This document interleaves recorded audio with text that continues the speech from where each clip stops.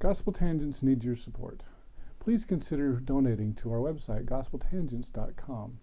We'll use your donation to help produce other podcasts and professional documentaries such as this. Welcome to Gospel Tangents Podcast. I'm your host, Rick Bennett. We've been talking a lot about the ban, but when did the ban actually begin? Warner McCary seems to be the last person who might have been ordained as late as 1846. In 1921, Apostle David O. McKay didn't even know a ban existed. So when did the ban actually happen? We asked Dr. Paul Reeve that question. Let's listen in on our conversation. So do you know when approximately that time was where they went from embracing, other religious and ethnic minorities to pushing them away? Yeah, it's sort of just gradual across the course of the 19th century. I mean, the most evidence is with blacks, and so they, at least 2 black men are ordained to the Melchizedek priesthood in the first couple of decades of Mormonism. And then you see sort of that deterioration across the course of the 19th century in fits and starts, right? So Brigham Young first openly articulates a race-based priesthood restriction in 1852, but I don't believe it's really actually lockstep in place until 1908 with Joseph F. Smith. And you have a lot of intervening kind of events that it takes on a life of its own, accumulates precedent, and each succeeding leadership group not willing to violate the precedent established by the previous group, even though Brigham Young's position is a violation of the precedent that Joseph Smith established of open priesthood ordination. But after Brigham Young articulates a race-based priesthood restriction, and then it grows into a race-based temple restriction, the leadership by the 1880s, they're remembering back, well, I remember Brigham Young said this, and some actually saying, well, I think Joseph Smith said it, or it began with Joseph Smith. And the last brick, I think, is in place in 1908 when the black priesthood holders are erased from collective Mormon memory. Joseph F. Smith, in a 1908 meeting, will simply say that Joseph Smith himself declared Elijah Abel, a black priesthood holder's ordination, null and void himself. There's no evidence that that's true, but he's falsely remembering back in 1908, and so once you have that as the new memory, like you've erased the black priesthood holders from collective Mormon memory, and the new memory moving forward then is that this restriction has always been in place. It was there from the beginning. Joseph Smith began it. We can't do anything about it. It's going to take a revelation to get rid of it. And I think that transition takes place in 1908. That very same meeting, Joseph F. Smith will say that missionaries should no longer proselyte amongst black people, that if they want to get baptized, it's going to be of their own volition, but missionaries shouldn't actively go out seeking converts amongst them, which is absolutely a very different perspective than animated the early years of Mormonism, where missionaries were preaching in all groups.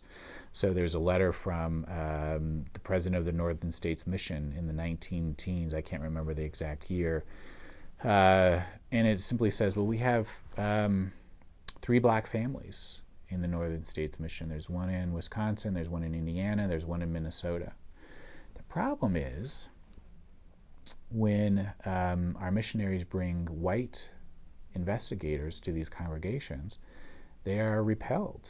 They say that we don't want to worship with black people, and so I've instructed my missionaries to stop proselyting in black neighborhoods. So that's how Mormonism becomes known and branded as a white church, right? They stop actively proselyting amongst black people because by that point, remember, the Supreme Court has put its stamp of approval on segregation, on separate but equal. And you have white investigators showing up to these congregations, seeing black families, and they're saying, oh, those people should be segregated. We don't want to worship with them. And it's deemed by the mission president in the Northern States Mission as too problematic. So his solution is, well, he tells his missionaries stop proselyting in black neighborhoods. That's interesting. I've had a debate with a few other people about when did the ban actually start? So interesting. You've taken the opposite position of me. To me, it looks like, from my research, it looks like the last person ordained, last black man ordained, was 1846. Warner McCary in Nauvoo. I believe it was Orson Pratt, Orson Hyde, I don't remember. But no one was ordained after that. And so I guess you could call that period from 1846 to 1908 as kind of a de facto ban. Maybe, I actually did want to get into 1852 as well, Sure. As we talk Sure. about that. But, I mean, would you agree that, yeah, there was kind of a de facto ban? Because Warner McCary, boy, he was a colorful person. Maybe you could talk a little bit about him. Sure.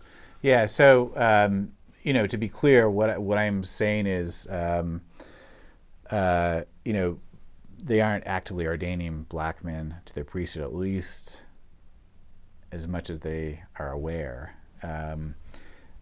during that time period. But it's still not completely solidified in my estimation, like the last brick in this wall of racial restriction. So I see it accumulating bricks, right, across the course of the 19th century. The last brick is 1908, when you erase from collective Mormon memory Elijah Abel as a black priesthood holder. So there's a meeting in 1879 when Elijah Abel appeals to be sealed to his wife and to have his endowment. And so I suggest then in the book, which touches off an investigation.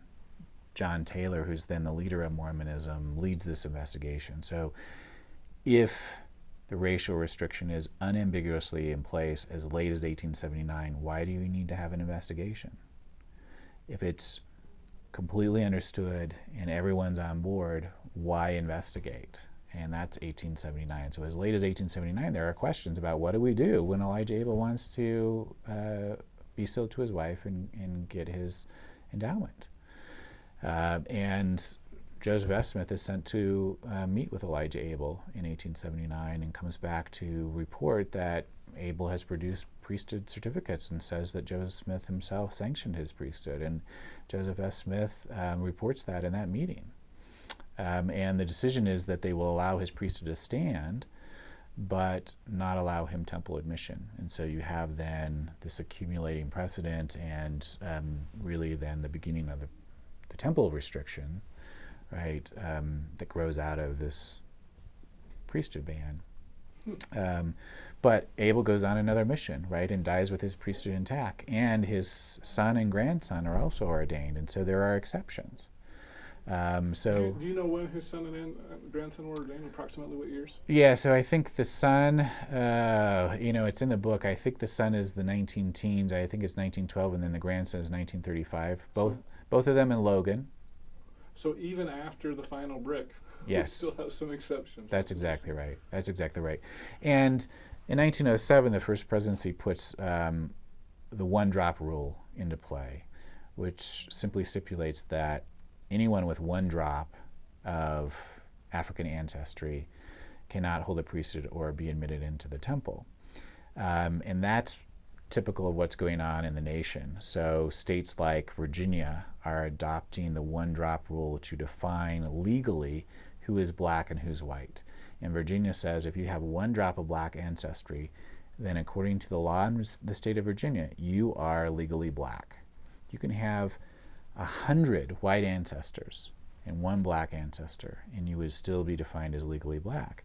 And the same thing then that the First Presidency articulates in 1907 for priesthood and temple admission is a one-drop policy.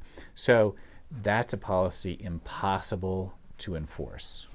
We know now, especially with DNA. And so there are all kinds of exceptions. If the one-drop rule is the standard, all kinds of exceptions that make it through, a wall that's becomes, impossible to police. Yeah. Black History Month is almost over. We'll finish our conversation with Dr. Paul Reeve, and I'll ask him if he helped participate in the creation of the Race and Priesthood essay on LDS.org. I did help with the essay. We hope you'll come back and listen to the conclusion of our conversation with Dr. Paul Reeve. We hope you'll also subscribe to our website, gospeltangents.com.